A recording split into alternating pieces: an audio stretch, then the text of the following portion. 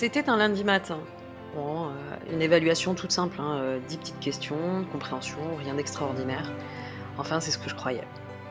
Je balaie la salle du regard et là, je vois au fond Hugo.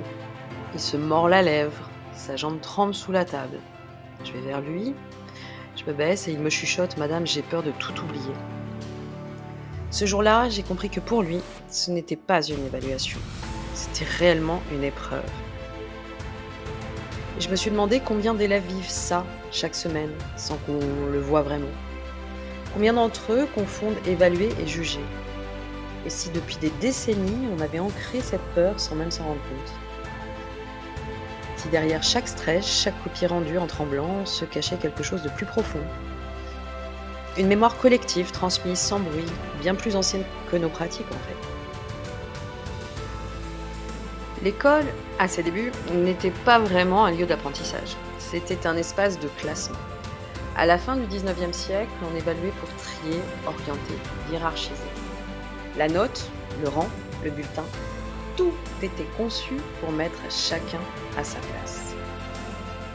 On voulait repérer les plus prometteurs, ceux qui méritaient d'aller plus loin. L'intention, à l'époque, paraissait noble. Méritocratie, égalité des chances. Malheureusement, le message ressenti par les enfants, lui, n'avait rien d'égalitaire. C'était celui-ci. Tu vaux ce que vaut la note. Ce modèle, hérité d'un autre temps, a façonné notre imaginaire collectif. Dans nos souvenirs d'élèves, il y a toujours une trace de rouge quelque part. Une appréciation sèche, un regard désapprobateur, une remarque sur un bulletin. Et puis cette phrase, souvent anodine pour l'adulte, mais lourde de sens pour l'enfant. Tu peux mieux faire. Petit à petit, ces expériences se sont imprimées dans nos mémoires. Elles ont construit un réflexe émotionnel. L'évaluation, c'est un moment de vérité, où l'on risque d'être exposé. Ce réflexe, nous l'avons parfois transmis malgré nous, dans nos attentes, nos mots, nos silences. Aujourd'hui encore, beaucoup d'élèves ne savent pas d'où vient cette peur, mais ils la ressentent. Elle se glisse dans leurs gestes, dans leur souffle, avant chaque contrôle.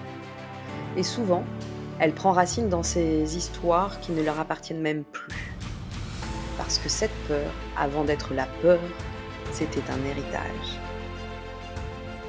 Quand un élève stresse avant une évaluation, en fait, il ne craint pas seulement de ne pas savoir. Il redoute quelque chose de plus profond, être jugé pour ce qu'il est. Cette peur n'a rien d'un simple trac. C'est une émotion archaïque, celle du regard, du verdict. Et elle s'invite jusque dans nos salles de classe. Les neurosciences nous le rappellent. La peur active le système limbique, la zone du cerveau qui gère les émotions fortes.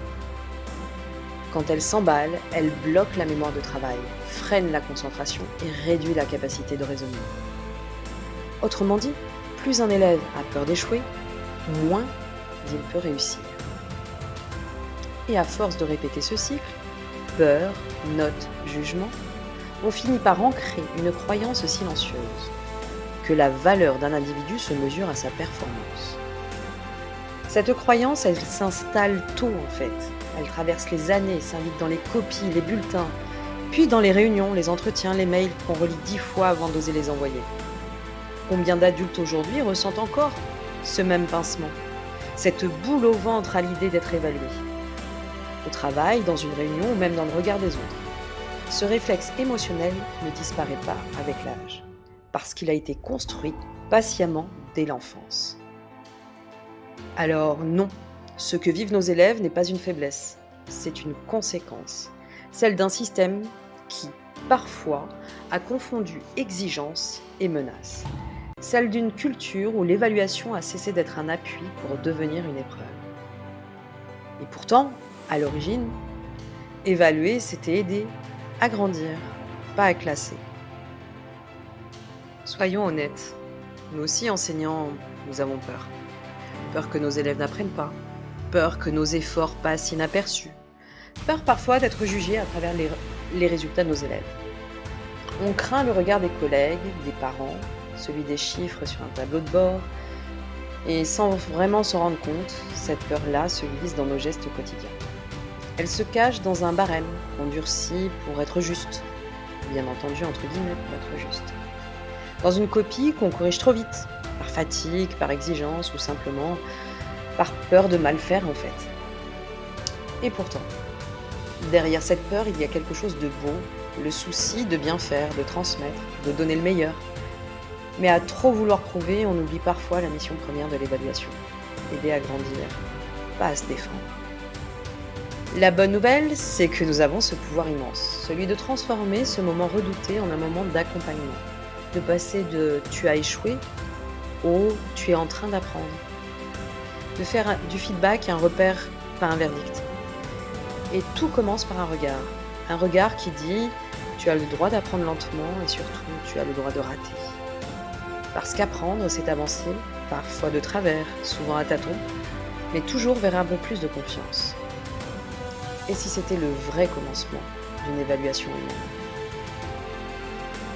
En définitive, nos élèves ne redoutent pas l'évaluation.